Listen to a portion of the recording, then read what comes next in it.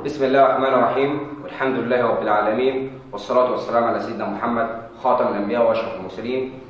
اليوم من داخل مدارس قنوات الجزيرة، وخصوصا في معمل العلوم، هنقدم لكم النهارده اختراع بسيط كده من أدوات بسيطة جدا، وهي المكنسة الكهربائية.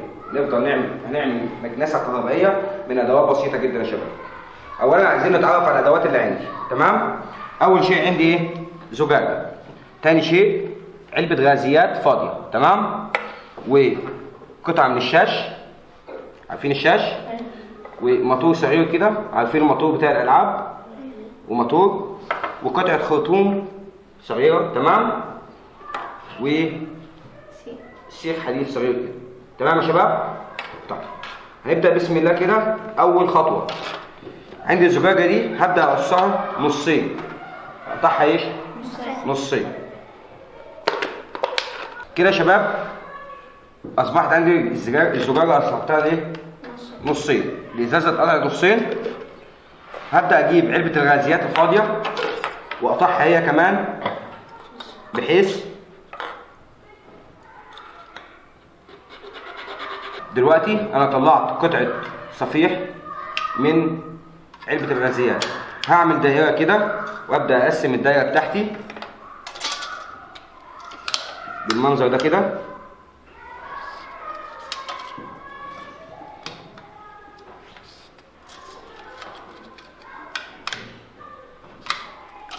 تمام يا شباب، بحيث ان انا هبدا اعمل المروحه بتاعتي. ابدا اقص منها كده،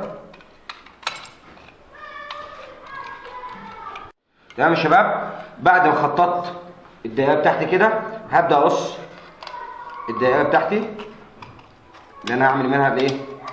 المروحه.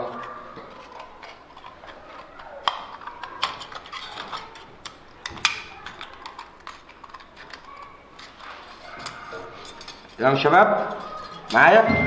وابدا اقص هذه كده، بس ما اكملها للاخر لحد نصفها بس كده. وبعدين يا اولاد بعد ما قصيتها بالشكل ده، هبدا اعمل الشكل ده بالظبط كده، شايفينه؟ شكل المروحه بالظبط، تمام؟ واعمل ثقب في النص كده، بحيث ان هذا الموتور هيدخل في المكان ده. تمام يا شباب؟ شايفين شكلها؟ تمام. عندي هذا الموتور ممكن اجيبه من لعبه او من سياره الالعاب، والكلام كل هذا موجود، او في محل الكهرباء، تمام؟ تمام. هبدا اثبت الموتور هذا على الغطا، تمام؟ غطا الزجاجه فاضي، واثبته في قاع الزجاجه، في قاع الزجاجه. عندي طبعا مسدس الشمع بتاعي، هبدا اشتغل بيه بحيث ان انا اثبت الموتور فين؟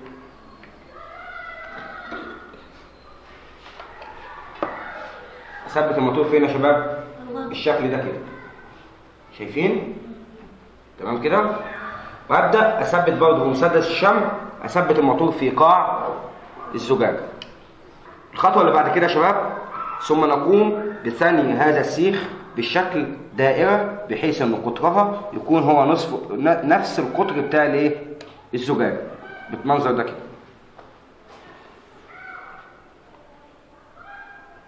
تمام يا شباب. وهحط السيخ هذا على قطعه من الشاش. هجيب قطعه الشاش كده واحط عليها السيخ بتاعي بشكل الدائره، وابدا بمسدس الشمع ابدا الزق الايه؟ الشاش في ايه يا شباب؟ في السيخ، تمام؟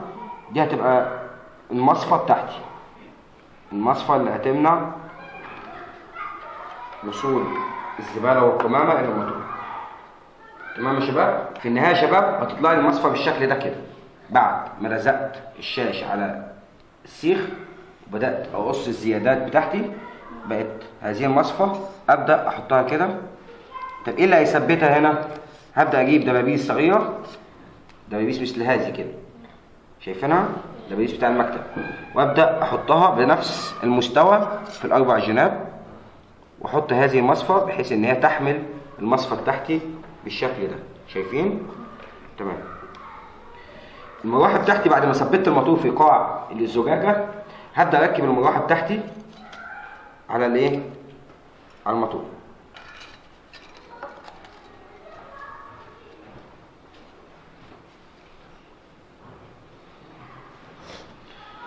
كده خلاص يعتبر اكتملت معظم المكنسه. الخطوه الاخيره هجيب قطعه خرطوم وهقطع الغطا بتاع الزجاجه بالمنظر ده وادخل قطعه الخرطوم في الزجاجه، بحيث ان ده هيكون الدراع بتاعي اللي هيسحب القمامه بتاعتي. تمام يا شباب؟ كده هنبدا نشغل، ولكن قبل ما نشغل نحط المصفى الاول عشان نمنع وصول الاتربه والقمامه والزباله الى الايه؟ الموتور. تمام كده؟ طيب ممكن اشغلها بايه يا استاذ بقى؟ اولا عندك اختيارين يا شباب، ممكن تشغلها ببطاريه 12 فولت او 9 فولت، بطاريه 12 فولت، او هذا اسمه محول خافض للجهد، محول خافض للجهد. بيعمل ايه ده يا استاذ؟ طبعا احنا عارفين ان الكهرباء بتاعت البيت دي 220 فولت، الكهرباء اللي هي ماشيه في البيوت 220 فولت، لو اشتغلت على طول على 220 فولت الموتور ده يتحرق ما يستحمل.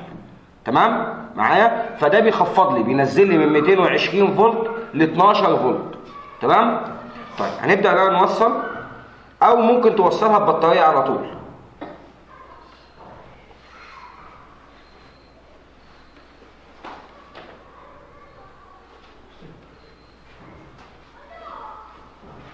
دلوقتي يا شباب هنبدا نشغل المكنسه الكهربائيه بتاعتنا. تمام؟ شغل كده.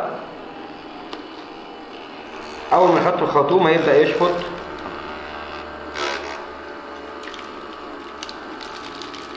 بالشكل ده كده يا شباب.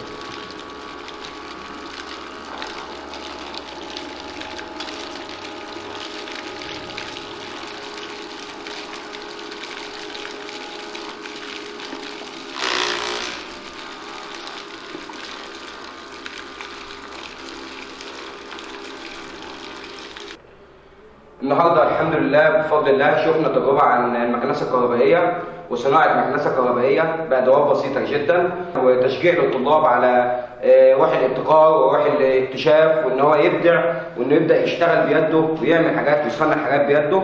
وطبعا احنا عندنا هنا في مدارس مناطق الجزيره المعمل مجهز من جميع الادوات زي ما احنا شايفين. هذه ادوات الكهرباء كلها وادوات المجموعه الشمسيه، وهذه نماذج جسم الانسان، دي اعمال طلاب طبعا زي ما احنا شايفين، وهذا جسم الانسان ومجسمات لجسم الانسان، وشغل الفيزياء عندنا برضه.